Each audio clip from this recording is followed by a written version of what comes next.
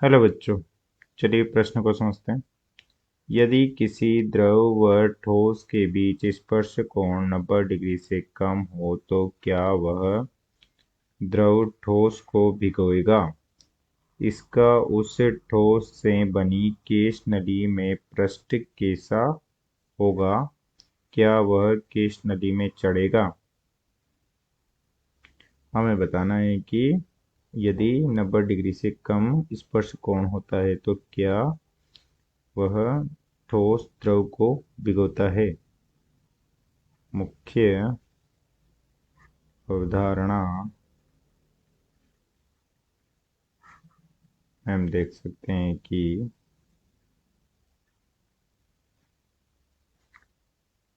द्रव व ठोस के संपर्क बिंदु पर द्रव के तल व ठोस के तल पर खींची गई स्पर्श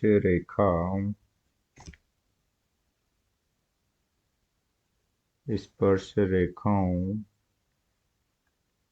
के मध्य के द्रव के अंदर बना कोण द्रव ठोस युग्म के लिए स्पर्श कोण कहलाता है। इस प्रकार से ठोस सतह पर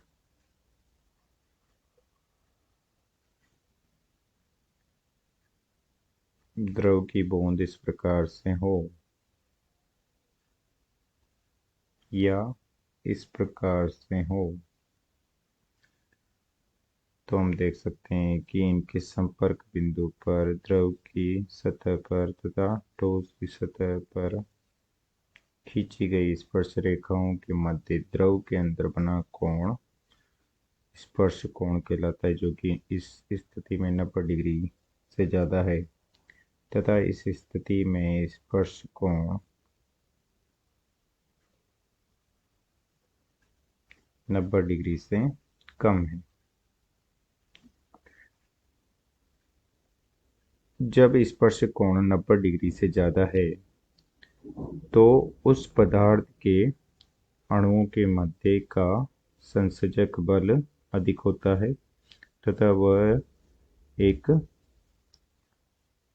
पदार्थ के अणुओं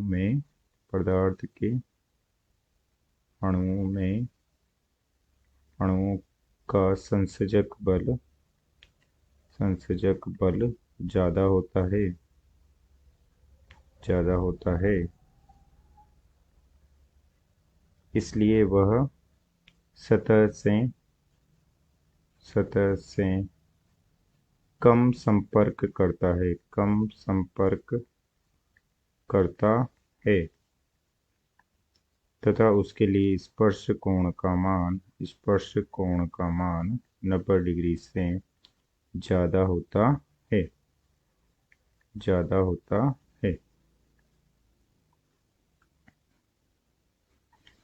जबकि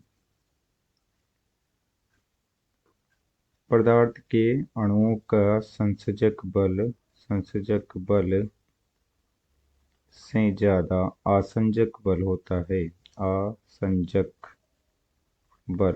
संसर्जक बल से ज़्यादा आसंजक बल होता है। संसर्जक बल से ज़्यादा आसंजक बल होता है तो वह द्रव ठोस सतह से अधिक संपर्क करता है तथा वह ठोस सतह को भिगोता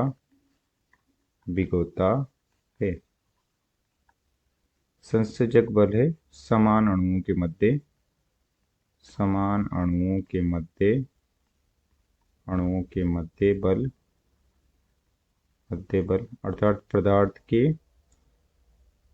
पदार्थ के स्वयं के अणुओं के मध्य लगने वाला बल, तथा आसंजक बल है भिन्न भिन्न अणुओं के मध्य लगने वाला बल, भिन्न भिन्न अणुओं के मध्य लगने वाला बल, जो कि कह सकते हैं कि पदार्थ व ठोस सतह के अलग अलग अणुओं के मध्य लगने वाला बल ज़्यादा है पदार्थ के स्वयं के अणुओं के मध्य लगने वाले बल से।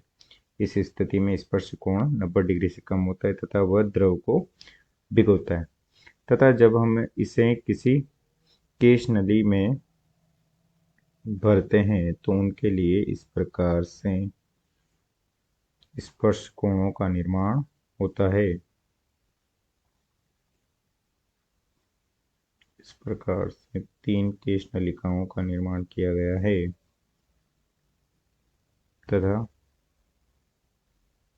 उनमें इस प्रकार से यदि अवतल सतह का निर्माण होता है, द्रव अवतल सतह के अनुरूप चढ़ता है, तो उसमें स्पर्श कोण इस प्रकार से थीटा होगा, जो कि थीटा 90 डिग्री से कम है, अवतल चंद्रतल का निर्माण करता है, जो कि हम देख सकते हैं कि द्रव स्वतः ही केश नली में चढ़ता है, तथा यदि चंद्रतल समतल हो इस प्रकार से तो स्पर्श कोण थीटा बराबर 90 डिग्री का निर्मित होता है। समतल चंद्रतल थीटा बराबर 90 डिग्री पर समतल चंद्रतल तो न तो द्रव चढ़ता है और न ही द्रव उतरता है, तथा यदि इस प्रकार से उत्तल चंद्रतल का निर्माण होता है, जिसके लिए स्पर्श कोण इस प्रकार से थीटा 90 डिग्री से ज़्यादा होता है,